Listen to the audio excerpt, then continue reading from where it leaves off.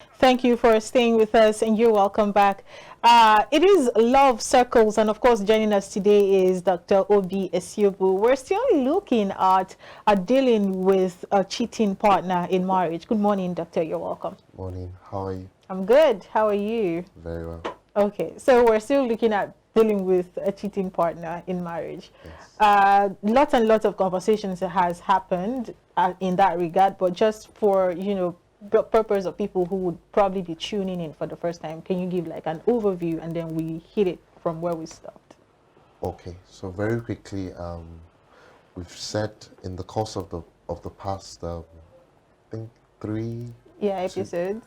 3 episodes, we've tried to make the distinction. What we're talking about is in the context of a marriage.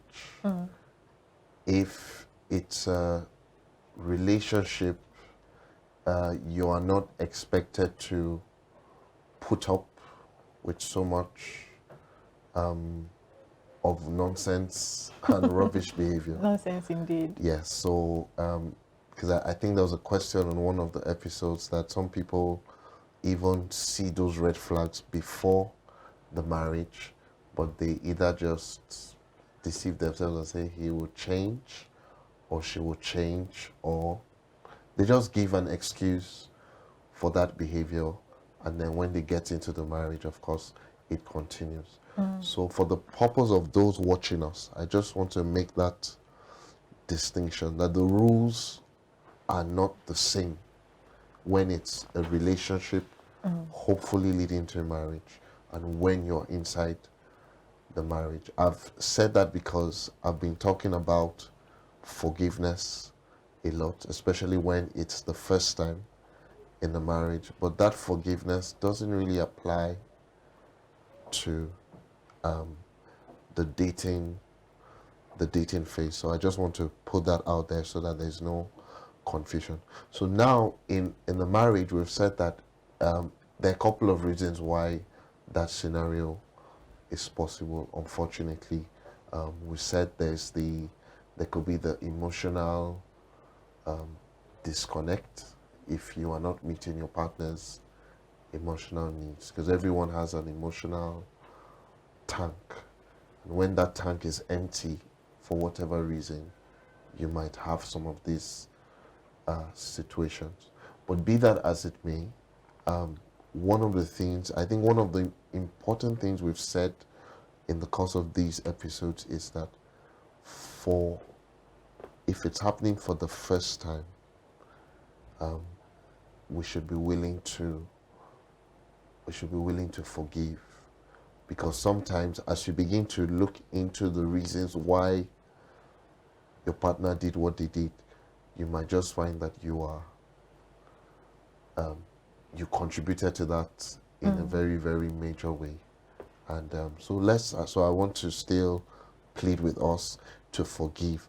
What we want to deal with today as we wrap this up is, I'm sure some people are wondering, forgive?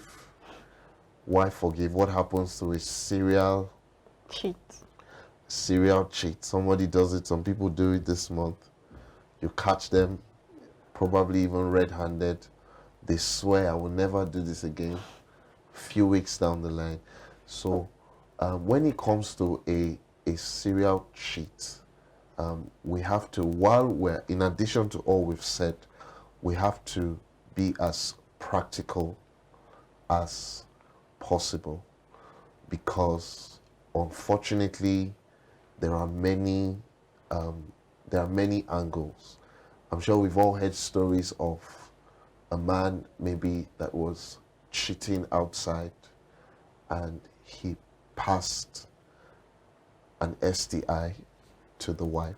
STI means sexually transmitted infection, and the woman dies, unfortunately, and the man just goes on with his life. We've all heard all those kind of stories. So when it comes to serial cheating, we have to be very, very practical. And one of the most practical things that you can do when it's a case of serial cheating is to, you remember in the very first episode we said that it's not something we should be emotional about. And that is important because when you are calm, you are likely to be able to gather all your facts better. So one of the practical things you can do with a serial cheat is to confront him or her with the stack of evidence that you have. So it's not just somebody ranting, because unfortunately some human beings are very manipulative, what psychologists will call gaslighting. You catch them cheating, but if you are not strong mentally, they gaslight you to the point where you even begin to feel bad for confronting them. And some people find themselves in those situations. But to avoid that happening, you take your time, gather. So you're almost like an investigator. You have your evidence so that the person cannot, so that we stay on the issue. The person cannot deflect or try to maneuver his or her way out of that. So once you confront them with the facts, at that point you're faced with practical decisions. Some people, that might be their turning point. They decide to. So after you confront with the facts, you might now, because it's a marriage where we're dealing with, it's not something you leave anyhow. Okay? Even if you leave eventually, you should be able to say to yourself, I tried. I did everything I could do to keep this marriage. So it's not something that you just feel like leaving and you leave. That's why we built the sequence. That's why we started with forgiveness and all of that. So you confront with the facts, you escalate if there are people that maybe the man respects, or I'm trying very hard not to stereotype any gender, even though we know that men are more, well, let me say men are easily caught.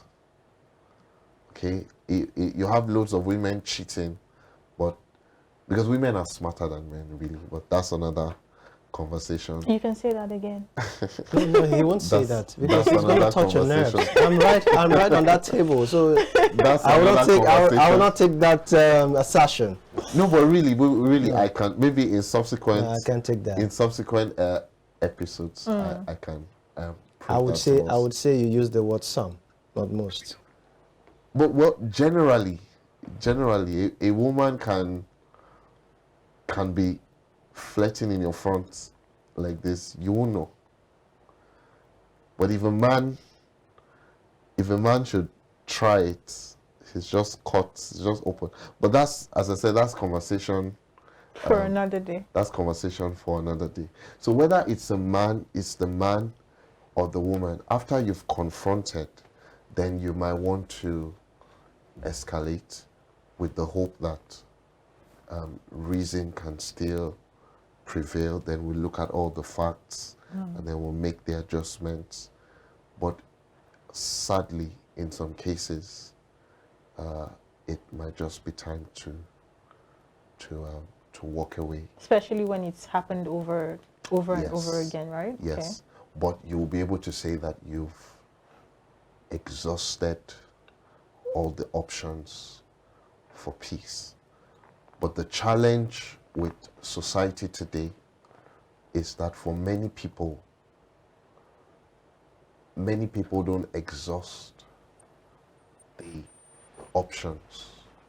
They just, because people, as society has evolved, people generally, and I'm sure we can all relate to this, people generally are no more as patient. So everybody has a short fuse. Everybody says, I can't take nonsense. So as the society is evolving, what people can bear and endure is reducing, it's shrinking.